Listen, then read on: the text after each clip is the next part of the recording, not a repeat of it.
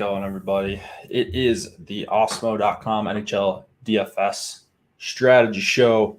We have a 4-gamer, a playoff slate, and a bunch of games that we saw just a couple nights ago. So Josh Harris in chat already yelling Benino. So he's fired up. I'm sure we'll get a couple takes from him in the YouTube chat. As always, we'll go through all 4 games tonight. No Vancouver, Calgary garbage showdown. We actually have a slate where all the games count tonight. So that is the good news. We've got lineup study up here. But first, we're going to hit on the important stuff, the reason we can have these free shows. So a couple important things today. Free premium content for the day. NHL Top Stacks tool is unlocked. One of the favorite tools. It's a 4-game slate. It's definitely a very useful tool. Anytime you're getting past a showdown slate, I mean, it can be really useful on a 2-gamer. But once you get to 3, 4, 5, and so on games on the slate, NHL Top Stacks tool, I think, is the best look at the slate. It just kind of summarizes everything that you need to know. Obviously, there's more nuances, but NHL Top Stacks, one of our favorite tools. See who's under-owned, see who's over-owned, all that good stuff. Chance of being a top 2 stack based on simulations from Awesemo himself. Also, MLB ownership projections for the main slate that locks later tonight.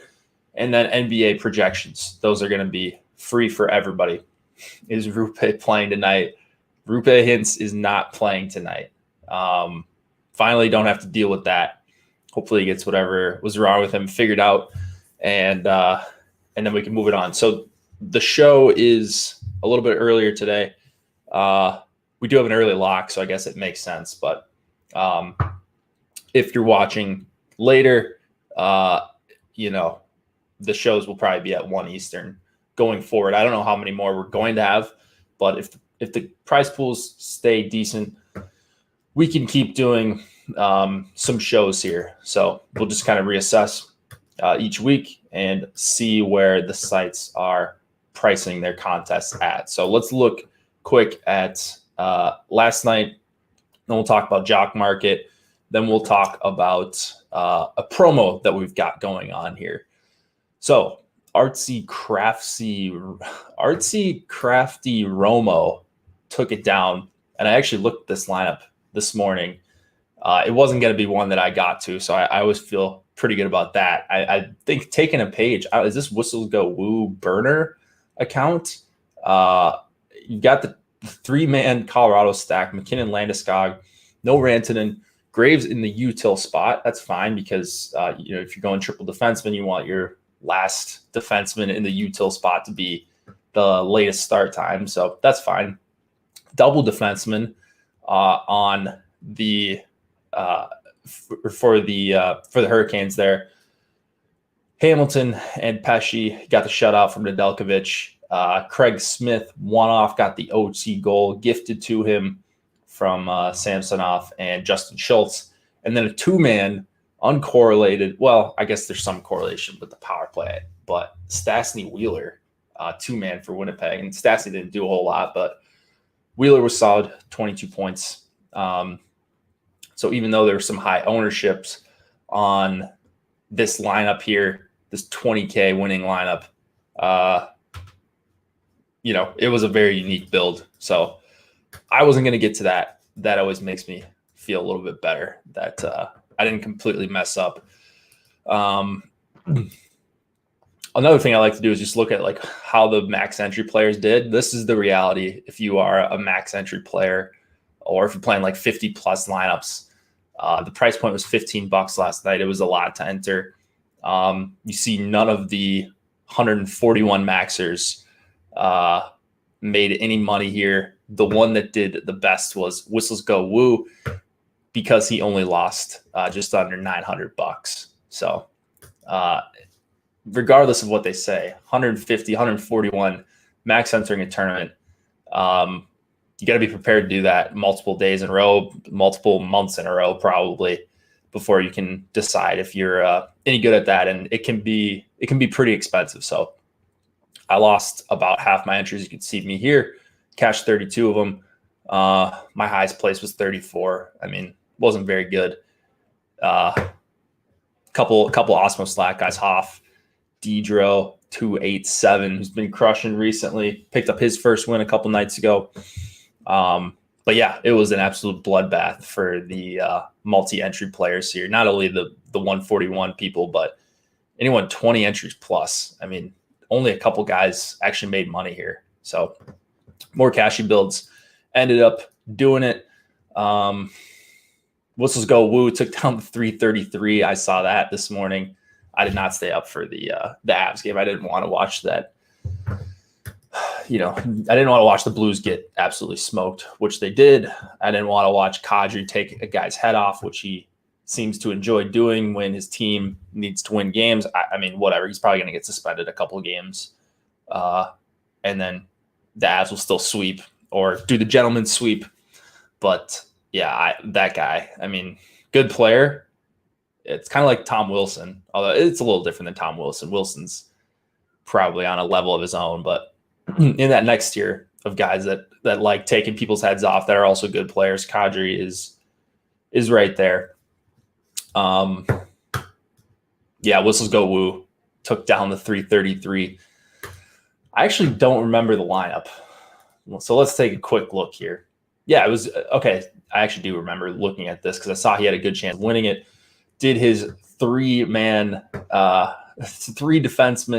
Pesci Hamilton, Logan Stanley one-off, got there for him. 13.2 DK points in his late night hammer in this lineup, and then just a bunch of Boston forwards with Rask. So not too bad of a lineup. I probably would have played a different min-salary guy besides Stanley, but can't argue with the results. Left $500. No, he didn't leave $500 on the table. I think that was showdown pricing. FC having a little bit of trouble looking up the main slate pricing for some of the NHL slates recently. So, all right, let's go through a promo that we've got for today. 2 promos. Promo code Gold Rush. Talked about this one on Tuesday. 25% off the month-long subscription of Awesemo Plus Platinum. This is a very good deal. We don't have a lot of Platinum monthly promo codes really ever these days. And this one's 25% off. So, you get it at a discounted rate. You can always unsubscribe if you like, but I think you're going to enjoy all the ownership projections, the top stack tool, the top fighter tool, the top golfer tool, whatever sport you're playing. You get to play all of them. You can try out a bunch of different stuff in a bunch of different tournaments across multiple sports. So the Platinum package, I mean, it's going to be the best bang for your buck. If you're even playing 2+ sports, I think this is by far the best package that you can get on the site, and you get access to everything. So you're not going to get paywalled by anything. You can add on FC if you like. If you use that promo code Gold Rush, you get 25% off for your first month. So that's over $20 that you're saving on the first month alone. And then promo code PLAYIN. Didn't talk about this one earlier, but if you use promo code PLAYIN, you get 2 weeks of NBA Express Weekly for $4.95. So 2 weeks for the price of one. Get started on those NBA playoffs. And you can, I think you can add on Fantasy Crunch to that one. So I got to check on that. This is an NHL show, but, got to talk about some NBA. I'll be watching the finals. I won't be playing a lot of DFS for NBA, maybe unless NHL ends way earlier. But NBA is a good time. A bunch of play-in games going on right now, so that's why you're seeing promo code PLAYIN. But if you're ever looking to see which promo codes are active or if we have any going on, awesemo.com/promos is how you're going to do that. Jock Market is the presenting sponsor of the show. I'm just realizing that I have the wrong layout up, so I'm going to switch that really quick because we've got a new promo code. Awesemo50 is going to get you a $50 bonus for your first deposit when you sign up at Jock Market. You can download it in the App Store, Android, or if you've got an iPhone, download Jock Market and you're basically playing stocks and fantasy sports combined.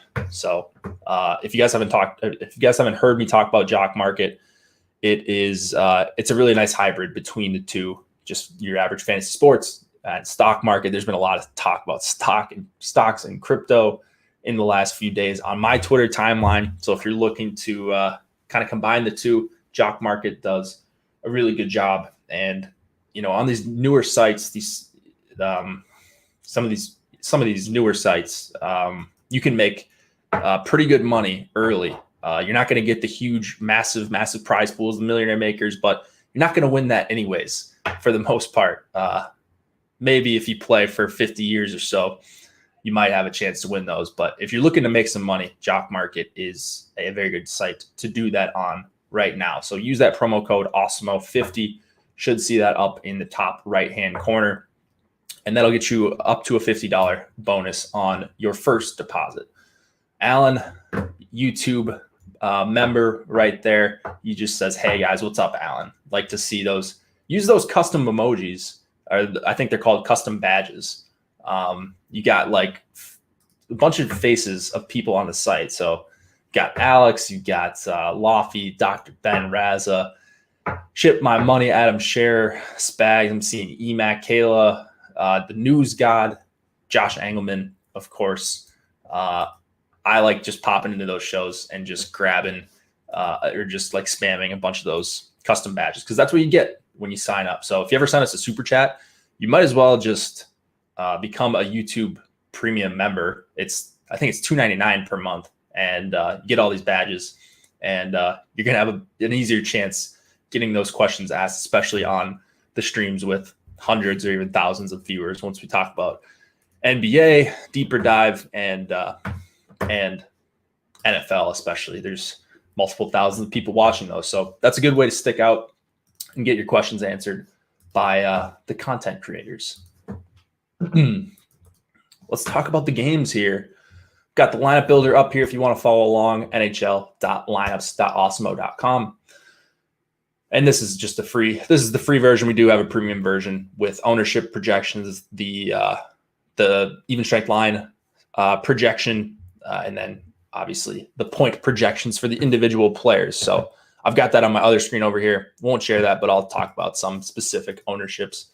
I don't think the ownership is too surprising tonight. I'll say that.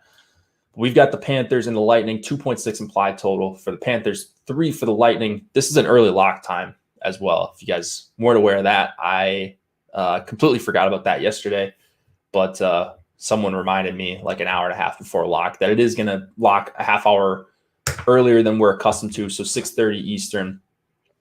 Drieger and Vasilevsky. Drieger getting a second chance here. A lot of couple goals in the first period and then settled down pretty nicely.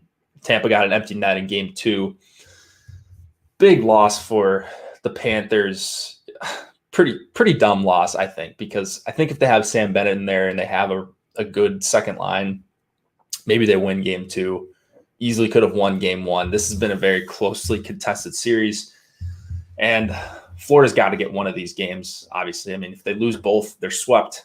I think they're still going to compete in this series. So I know Tampa looks good, but if you look at these top 2 lines for the Panthers, they're just amazing numbers for both of these. So Marchment, I'm seeing up on line 1, whether it's Marchment or Duclair. Like, I'd rather have it be Duclair just because he can actually score some goals. But Marchment got a goal last game, and he's $2,500 cheaper than Duclair. So mostly just looking at Barkov and Verhaeghe on that top line. They're probably going to get points. Kucherov and Palat, that's not a great matchup, but you're getting really low ownership on the top line for the Panthers.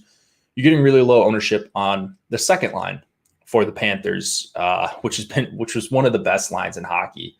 Well, just the Bennett-Huberdeau combo was awesome since Bennett came over from being buried in the Calgary bottom 6, which we can't forget to mention. You got to mention that every show.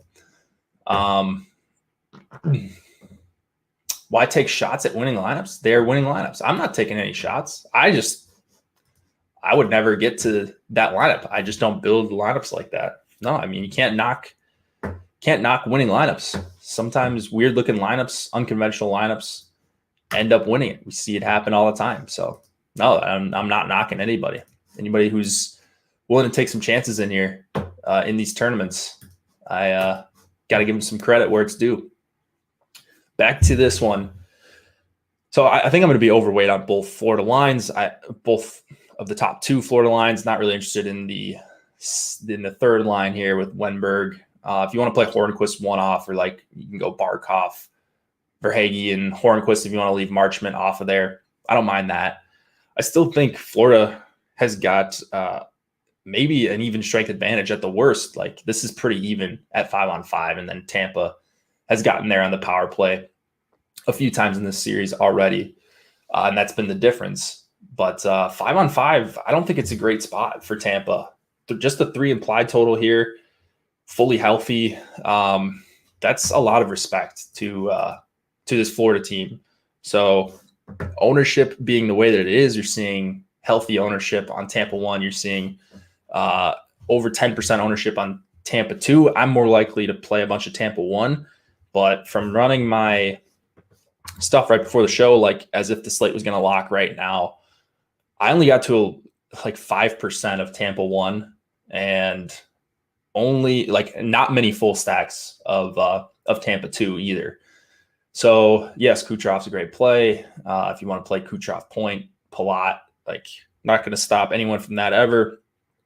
But, and you know, the power play is amazing, as we said, but they're expensive. And I think there are some other teams that I like a little bit better tonight. So not going to fully fade Tampa. I rarely fully fade lines, teams on a short slate like this, but not in love with that second line, especially going up into the Bennett, Huberdeau, Tippett trio. And then Point, Palat, Kucherov, they get a really tough matchup at 5-on-5, no matter which line they're going up against. Unless they're somehow going to face off against Florida 3, then yeah, that's a different story. But I think it's going to be top 6 versus top 6. Maybe Yanni Gourde and Blake Coleman see some time against Florida 1 and Florida 2, but I don't think they're going to want to play Ross Colton and Pat Maroon and Tyler Johnson and whoever else, Luke Shen, against this Florida top 6. So just an ownership thing for me, and I believe in this Panthers team still. So Florida 1, Florida 2, I definitely like them at their ownership. Tampa 1, I'm pretty confident I'm going to be below the field on them. Montour or Uyghur probably going to jump up to the power play 1. You're seeing Montour on your screen. I think it could be Uyghur. I didn't see anything on power play formations for Florida today, but I did see they're probably scratching Keith Yandle. So that is a net positive for them for sure. Strawman, not a very good player, certainly not for DFS, but Yandle has been a liability so far. And you get him off the top power play, you get a reasonable player in either Montour or Uyghur playing on the top power play with quality players. I'm in on either Montour or Uyghur, whoever you want to play. I think this is more of a guess right now who plays on the top power play, unless I just missed out who was quarterbacking the top unit in practice today. But Florida's pretty stingy with their information. Hedman 6,300. I'm probably going to end up bumping him down. I haven't been super impressed with Hedman recently, and he would be more of just I don't want to call him Chris Letang, but like he would be more of a Chris Letang type play for me. I might allow for some one-offs with Hedman, but I think I'm more so playing him in the few Tampa stacks that I do have. And more importantly, like Tampa power play stacks. So if I'm going Point, Kucherov, Stamkos, then yeah, I want to try to force in Hedman for 6,300. But I think there are some better defensemen for cheaper tonight. Looking at some of the Vegas Golden Knights defensemen, because there's always a handful we can play there. Other guys in this game, again, I don't think you need to play Ruda. He's 2,700. He's probably going to play like 10, 12 minutes. Cernak is fine for 3,700. Savard only got like 16 minutes in the last game. So maybe not going to go to him very much, even though the price is good for 3,300. Let's go to the Penguins and the Islanders. 2.6 implied total for the Penguins, 2.7 for the Islanders. It's going to be Jari. It's going to be Varlamov. Likely this series tied up, going back to where do they play? Brooklyn? I can't even remember. Anyways, Malkin expected to be back tonight. He skated even strength lines this morning. He was on the power play on the top unit in his normal spot. So he's going to play. I'm very confident in that. Still probably worth keeping an eye on it after lock. This one locks 30 minutes later, so just stick around once the main slate locks. Make sure Malkin's in. Not that I'm crazy about playing Malkin. I'm really not. I think they're going to get run over, actually, by the Barzal, Komarov, and Eberle line, and or the Pajot, Palmieri, Wahlstrom line. So this one's tough because I like Barzal and Eberle. I hate that they're with Leo Komarov. So I'm going to have a lot of two-man Barzal Eberles tonight going up against Pitt 2 and 3. I think Nelson, Beauvillier, and Bailey sees a lot of time against Pitt 1. And the Nelson line's been crushed in this series so far, specifically last game. And now they get to go up again against Pitt 1. And Pitt 1 hasn't had a massive game so far in the first couple, but I think there's one in there. And, they gave up 22 shot attempts at 5-on-5 last game, Islanders 2. And a lot of that wasn't even against Pitt 1. So I'm all over Pitt 1. You get them at like half the ownership of Tampa 1. So I think that's appealing. Just a very good line, fully correlated. Their price isn't so appealing that they're just getting forced in by optimizers. It looks like their ownership is pretty much in check. You might see Gensel or Rust come in, probably Gensel come in below 10% on a 4-game slate. I think that's pretty good. Anytime you can play the Crosby line. And I think they're going to run over Nelson, Beauvillier, and Bailey, unless I have the line matching completely wrong. Maybe they see more of Pajot, Palmieri, Wahlstrom. I still think they've got the advantage there. So for me, it's Islanders 1, specifically Barzal, Eberle. Do what you want with Komarov. I think he's had one game where he's been in the nut lineup. So if you cashed your Komarov ticket, I think that was early in April.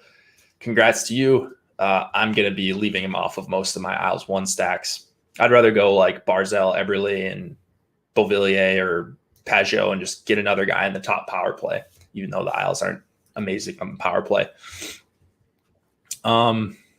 It's pretty much just Pitt 1 for me on the Pittsburgh side. And Letang, like I said with Hedman, if you're playing Pitt 1 and you can afford $5,700 Letang, you go for the onslaught. I don't mind that. I think if Pitt scores 3 to 4 or 5 goals here, it's going to be mostly from Pitt 1, and you might be able to pick up a couple assists from Letang at worst. And it's not like he never shoots. I mean, he shoots an okay amount. He's just always a little bit overpriced for me, almost always an add-on for Pitt 1 for me. Actually, Islanders 3 is getting more ownership than Islanders 1 and about the same as Islanders 2. Mostly a price thing. They're not a third line, so don't be fooled by the formations we have them here. Islanders are pretty balanced right now. I don't know. I have, let's see. So I've got these ownerships plugged in. I ran everything with the correct line information, and I'm a little under the field on Islanders 3. So I didn't even realize how chalky they are, but it does make sense. I mean, people like playing Pajot. Palmieri is still way underpriced, and then I like Wahlstrom a lot. So I still like them. It's just going to be a little bit more difficult than I had thought to get unique lineups with what's listed as a third line. That's not really a third line. Be fine with Alex Alec Martinez and Montour on Fanduel. Yeah, definitely go Isles. This one, I mean, if I've got the matching correct, like there's 2 matchups I like on the Isles, and there's one that I really like on the Penguins. So I think this one's pretty even. Other defensemen. So since Malkin got kicked off Malkin goes on the top power play, McCann drops down to power play 2. Looks like Matheson is probably going to get kicked off that second unit, but I still like him for 3,200. Are we going back to Scott Mayfield? That's probably the question everybody's tuning in for. I think he had like 27 points on DK. It was like the highest scoring player, I think, on the entire slate. I know the highest scoring defenseman, although Dumba gave him a pretty good run for his money late with like 13 block shots. Mayfield's fine for 3,600. Wouldn't expect another combo meal, but definitely could get you the blocks bonus. The rest of these guys, like I just never know what to do with these Isles defensemen. So Mayfield, Pulak, Leddy, and Pelech are probably all going to be in my pool tonight. They're at least going to get lineups crunched out with them. Whether or not they actually end up in my lineups, I don't know for sure. It looks like Dobson's on the top power play. He's another one where I'm probably just playing Dobson in Isles 1 stacks for the most part, because he's just not playing that many minutes. Even though he's cheap, sometimes these cheap guys just get tossed in there if they're on the top power play, and that's something I like to avoid if they're going to be popular at all. 6%, not the end of the world for Dobson. All right, let's go to Montreal and Toronto. 2.4 implied total for the Canadiens, 3.2 for the Leafs. Carey Price expected to go against Jack Campbell, who was confirmed for the Leafs. Leafs getting healthy. Feels like they haven't played in like 3 weeks, but got Zach Hyman back on the top line with Matthews and Marner. I will never slander Zach Hyman again after having half the season where they played Joe Thornton with Matthews and Marner, and they played Nick Foligno some. I mean, he's a better player than Thornton, but like he still doesn't really do a whole lot for DFS.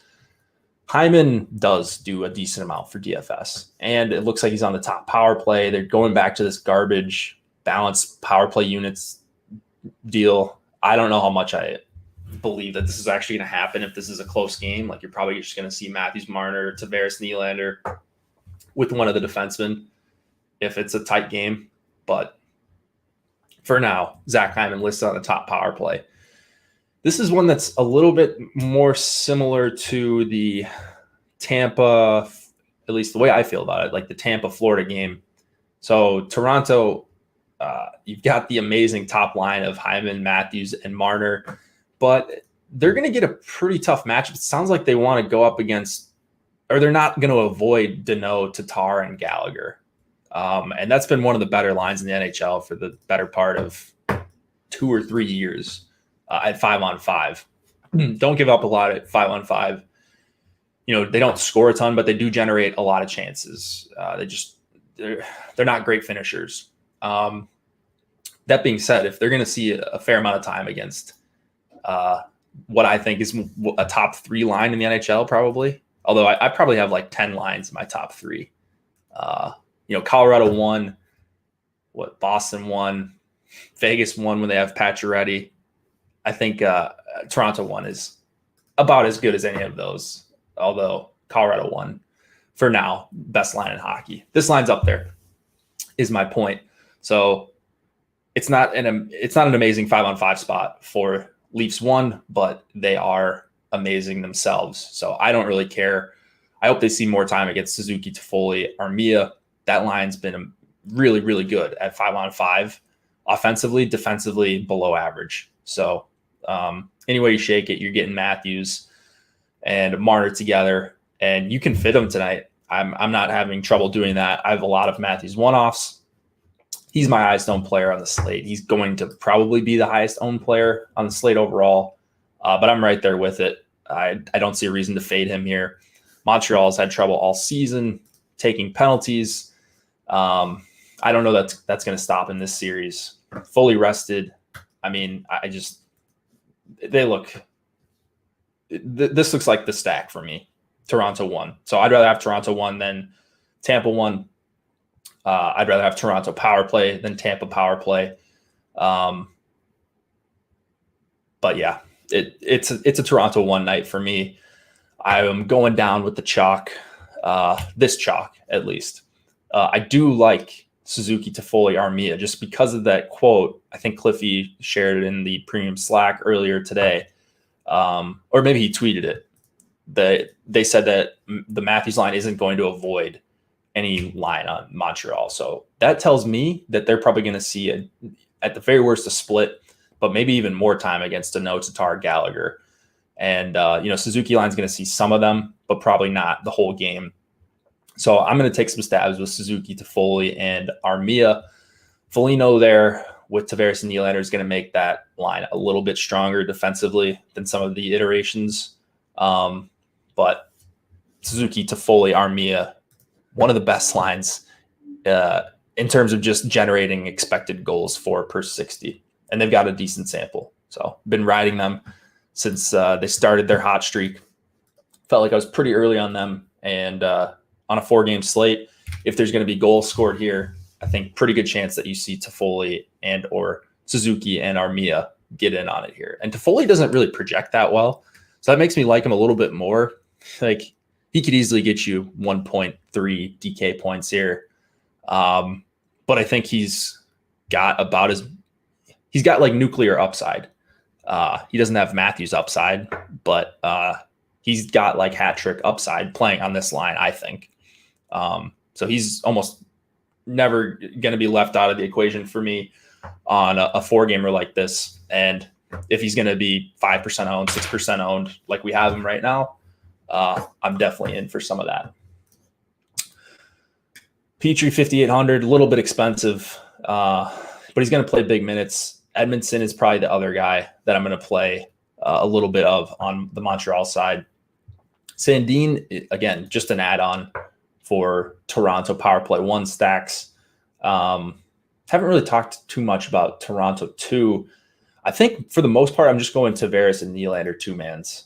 If you want to play some Foligno, it's okay. He's not like the biggest plug in the world, but there's not a lot of full stacks that I love. And I think that's why I like Toronto 1 so much, because Hyman for me isn't a guy that I'm trying to take out of my Toronto 1 stacks. They're fully correlated, great power play against a team that takes a lot of penalties. I know it's the playoffs, maybe they call less, but Matthews is going to score here, as he always does. It's just a matter of when and how many times, I think. So Justin Holl, 3,400, if you want to go there. Morgan Riley is probably out of the equation for me, just because if he's not going to be on that top power play, there's really not a whole lot of use for him for 5,100. All right. Last game of the night, then we'll get out of here and cut it a little bit shorter, a little bit more efficient here. 2.9 implied total for the Golden Knights, 2.5 for the Wild. I think this is actually a closer game. I saw on a couple sites, the lines actually move more in Minnesota's favor, which tells me Pacioretty's probably not ready. Maybe there was some thought that he was going to be ready. I've got Fleury and Talbot to start this game. Talbot confirmed on your screen. Fleury, they started him after the game 1 loss. They're going to start him after the game 2 win, I would think. Minnesota could easily be up 2-0 in this series. They probably felt like that one got away from them, I would think. They were controlling the game for, they got the Dumbo goal, and then they gave up one right away, and then they gave up another one, kind of a fluky goal after that. So that one just got away from them. It seemed like, expectation-wise, I think if Minnesota would have taken that 100% of the time, a split in Vegas, and this is where last change is super important, I think. You've got the best shutdown line in the NHL. Eriksson, Greenway, Foligno. They're going to go up against Stevenson, Tuck, and Stone. And they're just going to wipe them out, I think. And now that leaves the rest of these Minnesota lines. I've been as anti-Victor Rask as anyone, but the Rask, Fiala, and Marcus Johansson line has actually played pretty well so far this series. It's only a couple games. But like Fiala especially, 5,800. He's a guy I'm going out of my way to one-off tonight. Whether you want to play him with Rask or Johansson to make it a two-man, okay. I mean, if he scores, it's a decent chance that one of those guys gets an assist or two. But I love Fiala as a one-off. One of my favorite one-off guys on the entire slate for 5,800, playing top power play, generating a ton of scoring chances. I don't think he's scored yet in this series, but got to feel like that's going to come if he keeps taking 10 shot attempts a game, if he keeps generating 5 or 6 scoring chances and a couple high danger chances, especially on home ice. Like, you don't have to worry about the matchups here. Minnesota does a pretty good job of avoiding opposing top competition with their young players, their young scorers, and freeing them up. Not to say that Marchessault, Carlson Smith is a perfect matchup, but for the Kaprizov line, they've played. So they were amazing together at 5-on-5 in their 85-minute sample or whatever it was we went over on Tuesday. They played well so far.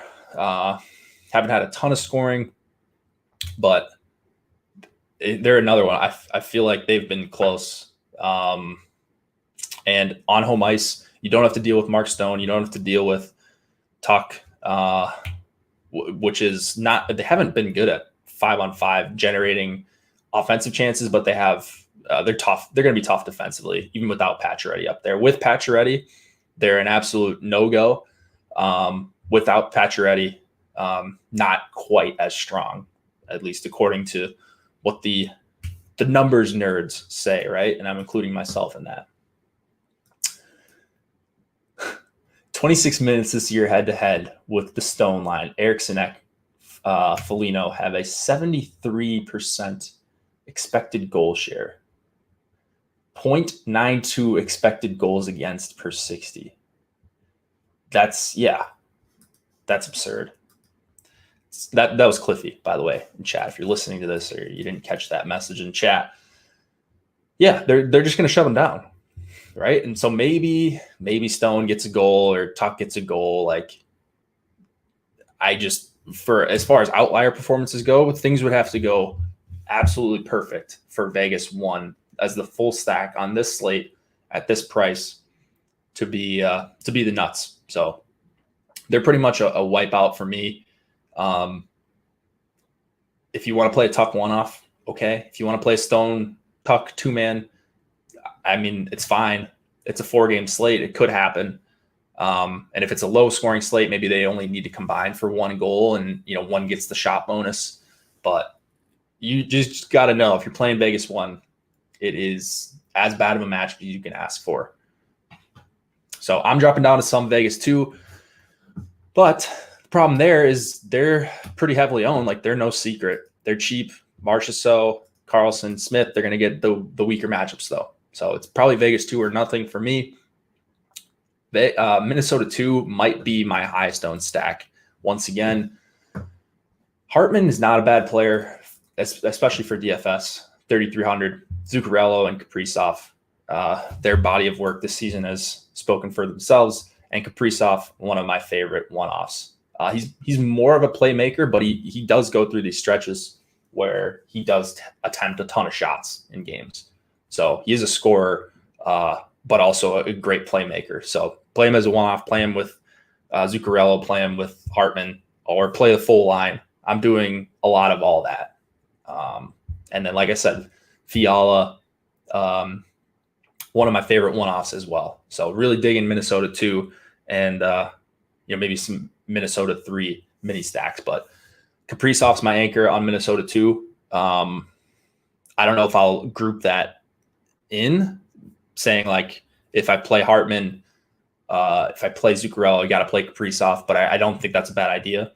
And then if I'm playing Victor Rask, I think I'd probably group in that you got to play Fiala in that lineup. I wouldn't want any Victor Rask one-offs. I think if he gets there, it is based on Fiala. What do you think of Minnesota PP1? Yeah, I mean, the Minnesota power play, I think for the season was one of the worst in the NHL. I know they had a stretch where like they didn't score in like 30 straight or something absurd like that. I don't think that's a bad idea. Still, I guess they're doing this 2 defenseman thing. I can't stand that. I guess that's on the second unit with Suter and Dumba. But the problem is the power play is so split up, and Rask is part of that. Bonino, I'd probably rather play Bonino one-off over Rask. But yeah, I think the thing I'd be more interested in doing on the Minnesota side, instead of stacking up the top power play, is to do here. I'll just do it on the lineup builder. Like what I'm thinking about is, can you guys see this, by the way? Yeah, I think you can. Let me make that a little bit more viewable for everybody. So if I'm making a Minnesota power play stack, I think I'd rather just do like a hybrid 2-man. So go like Kaprizov, Hartman, and I'd probably go like this: Kaprizov, Hartman. So now you've got power play 2 for Hartman, power play 2 for Zuccarello, and power play 1 for Kaprizov, power play 1 for Fiala. And now you just take a defenseman, pick a defenseman that you like. So you've got 2 guys in the top power play, 2 guys in the second power play. You could take Spurgeon for 4,900. You could take Dumba for 4,400. So it's not like the classic Josh stack, but you're getting 5 guys at a reasonable price, 4 forwards and a defenseman. And then you can pretty much fill it in with whoever, not whoever, but if you like Florida, you could go 2-man Barkov, Verhaeghe, or Bennett, Huberdeau. Like you can make that work. You could probably even make Point Kucherov work with that. So just another way to get some differentiation. Yeah, I do like Minnesota a lot. I think I was saying in chat earlier, half joking, but like Vegas is going to have to figure out a way to win one of these games at home, because they're not going to get much scoring at all from this top line. So yeah, I mean, that's how much respect that we pretty much all have for Minnesota 1 at this point: Eriksson, Greenway, and Foligno. Like they just completely wipe out the opposing top competition. But yeah, that is all for the forwards. I think really high on Minnesota tonight, especially Kaprizov, especially Fiala. Defensemen, there are definitely a handful of guys you can get to on the Vegas side and the Minnesota side. Minnesota, Dumba and Spurgeon are the guys that I most want to play. I think I actually prefer Dumba tonight, because I think Spurgeon and Suter are probably going to play mostly in a shutdown role, whereas Dumba, Brodin, they're probably going to go more with Minnesota 2 and 3 if I have that correct. I think that's correct. Shea Theodore, 5,900. I think my favorite defenseman on the night. Riley Smith was skating with that top. He was on the him and Carlson were both on the power play with the Shea Theodore unit. And not to put my hand in the dirt here, but Shea Theodore was he was crazy aggressive on the power play. 2 nights ago, he had 13 shot attempts in total. Just hammering everything. So if that's going to be their game plan, just put shots on Talbot, and it has been for the most part. And once they got down in the second period, they just started blasting him with shots. A lot of them were point shots. Theodore's not shy. Pietrangelo, he's not shy either, 6,400. So I like those 2 guys a lot, and even some Alec Martinez. So Shea with either Vegas 2 or by himself, I think is as good of a defenseman play as you're going to find tonight. But yeah, this is a good slate. For me, it's probably, this slate could be over before the rest of the games start. I could easily see Tampa 1 just completely blowing it out of the water. And then I've got 3 lineups that have a realistic chance of winning anything, and that's the worst feeling. So if I end up getting to 8-10% of Tampa 1, I'm probably just going to have to end up doing that because I want to at least give myself a chance should they go nuts while also being underweight. So I'm going to try to, risk of ruin as well. Like I don't want to zero out. If Tampa's mega chalk and I fade them completely, I'm not trying to lose all my entry fees on a night. I think that's not the way to play multi-entry. There's probably times where you can do that, but on a 4-game slate, I want to still diversify a decent amount, if that makes some sense. Hat trick pick. Who did I pick the other night? Did I pick? Yeah, I picked the Thrill. I will pick. I'll pick same team. You know what? Actually, yeah. I'll pick the same team. I'm not going to pick Matthews. That's cheating because he always scores. I'll pick Kevin Fiala. 5,800 for him. I like him a lot. I really do. But that's going to do it for today. If you guys want to check out the promo codes we've got going on, Gold Rush, 25% off, month-long subscription of Awesemo Plus Platinum. If you're playing multiple sports for DFS, if you want access to projections, ownership projections, lineup builders, premium Slack for all those, this is the best offer that we have right now, all encompassing everything on the site, excluding Fantasy Cruncher, although you can add on Fantasy Cruncher if you would like for an additional charge with the promo code Gold Rush. And then if you're playing any NBA, 2 weeks of NBA Express Weekly for the price of one, which is $4.95. Promo code PLAYIN. Thanks to Jock Market for sponsoring the show. As always, go check them out if you guys haven't, and use that promo code Awesemo50 for a $50 deposit bonus on your first deposit. Cliffy and Josh will close it out tomorrow with another, I think it's a 3 or 4 gamer, and then we'll see where we're at after that. We'll always be in Slack, though. So hit us up in Slack. If you got any questions, hit me up on Twitter. If you have any questions about memberships or, goalies or whatever it is, I'm happy to answer. Just excited that people are still excited about NHL DFS because I still am. But those two guys will break it down for you tomorrow. Good luck until then.